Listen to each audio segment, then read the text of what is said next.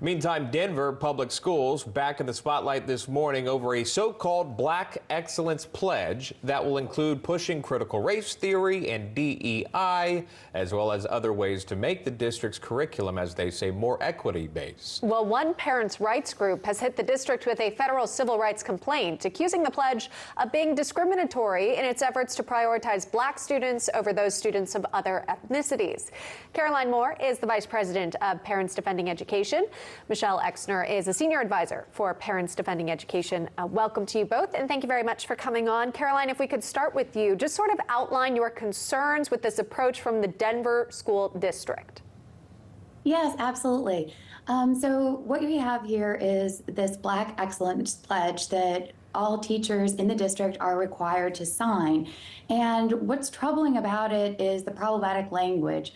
It's pitting kids against each other based on the color of their skin. It's singling out the whiteness, looking at whiteness and supremacy, and only listening to one side of a narrative. I think it brings us back to that whole oppressor versus oppressed type mindset.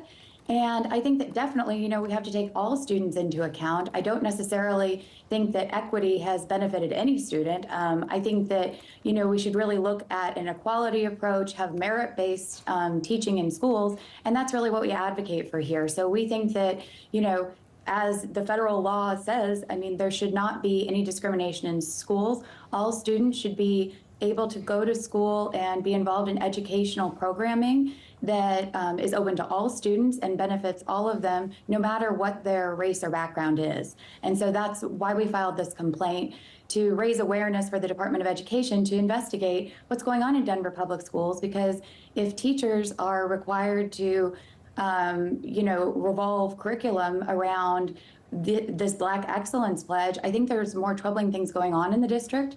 And I think that they really need to look at, what are the trainings these teachers are going through? And, how is this impacting the children? Are they feeling shameful because of their background? Because no child should ever go to school and feel that way. Michele, what are your thoughts on this?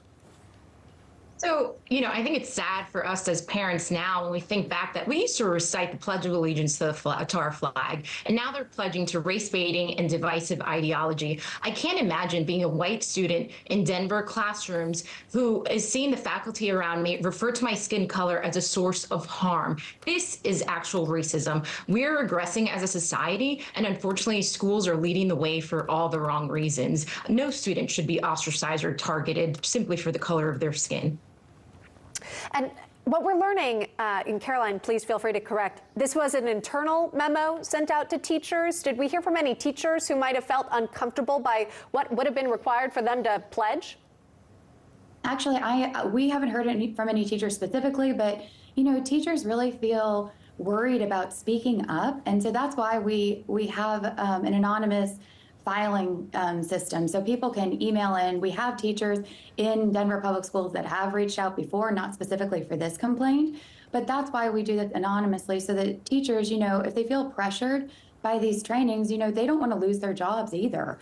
And it's not just teachers, it's all staff in that school district has to sign this. So that would be the person sitting at the front desk in the school office. So everyone has to sign in for this and is required to go to trainings and required to figure out how they should approach classroom instead of classroom etiquette in a way of Black excellence, as opposed to, like what Michele said, patriotism, or, just going to class and teaching them math and not teaching it from the view of a Black Excellence Pledge.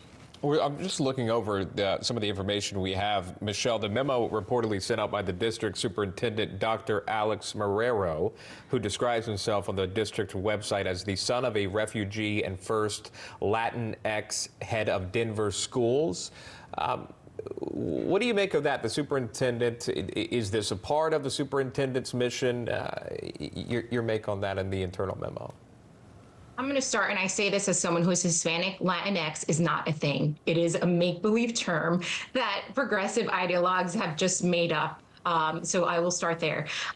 And something I want to mention and quote from the pledge is that it states all educators need to understand the prevalence and deep harm whiteness brings to students. Now think about that. And yes, I know you have the picture there of this individual. So clearly someone who is more concerned with his political opinions and progressive ideology than he is in teaching children what they need to learn. And I think it's worth mentioning that Denver and Colorado schools are still lingering, are still behind from pre-pandemic test scores. And so, you know, the question that needs to be asked, and the question that every parent in that district needs to ask, where is their pledge to academic recovery and learning? It seems that this individual probably agrees with the women of The View, who are completely oblivious to all of the concerns and education loss that American students had to suffer through. All right, really fascinating. We're going to keep an eye on this. Again, the complaint filed, so we'll see what potentially the response is from Denver Public Schools. Caroline Moore, Michele Exner, thank you both for coming on today and expressing your concerns.